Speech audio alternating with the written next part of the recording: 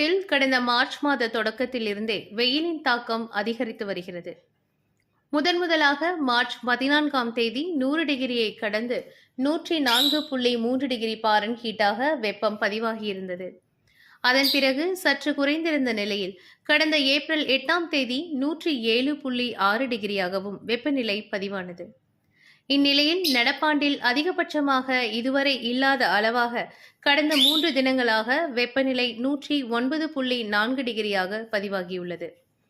இதனால் மக்கள் பகலில் வெளியில் நடமாட முடியாத அளவுக்கு வெயிலின் தாக்கம் இருந்து வருகிறது. இதன் காரணமாக பாதசாரிகளும் வாகன ஓட்டிகளும் கடும் அவதிக்குள்ளாகினர். அக்னி நட்சத்திரம் தொடங்காத போதே இந்த அளவுக்கு வெயிலின் தாக்கம் உள்ள நிலையில் கத்திரி வெயில் தொடங்கும் பட்சத்தில் மேலும் வெப்பநிலை அளவு அதிகரிக்கும் என்று வானிலை ஆய்வாளர்கள் தெரிவிக்கின்றனர்.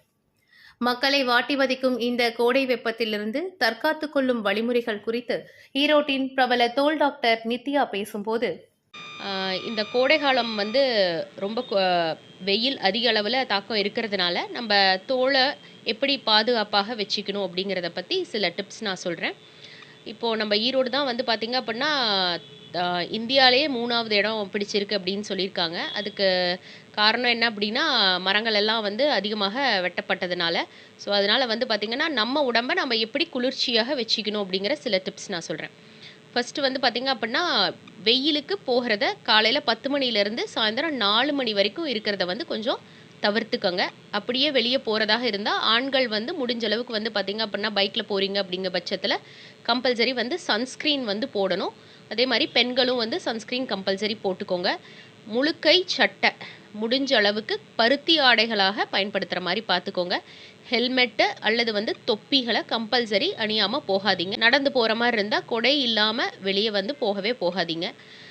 அதே மாதிரி ஒரு நாளைக்கு குறைஞ்சபட்சம் 4லிருந்து 5 லிட்டர் தண்ணி கண்டிப்பாக குடிக்கிற மாதிரி பார்த்துக்கோங்க.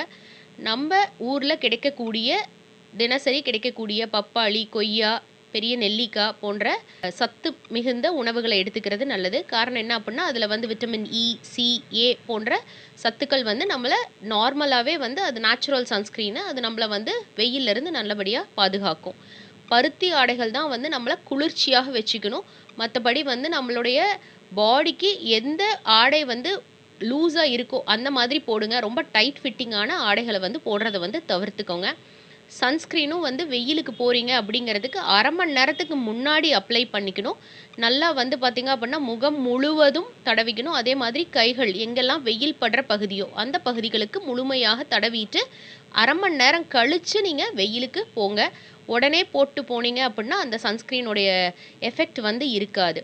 இந்த காலகட்டத்தில் சன்ஸ்க்ரீன் அப்ளிகேஷன் ரொம்ப ரொம்ப இம்பார்ட்டண்ட்டு. அதை கண்டிப்பாக பயன்படுத்துங்க. வரும் நாட்களில் வெயிலின் தாக்கம் அதிகமாக இருக்கும் என வானிலை ஆய்வு மையம் தெரிவித்துள்ளதால் ஈரோடு மக்கள் அச்சமடைந்துள்ளனர்.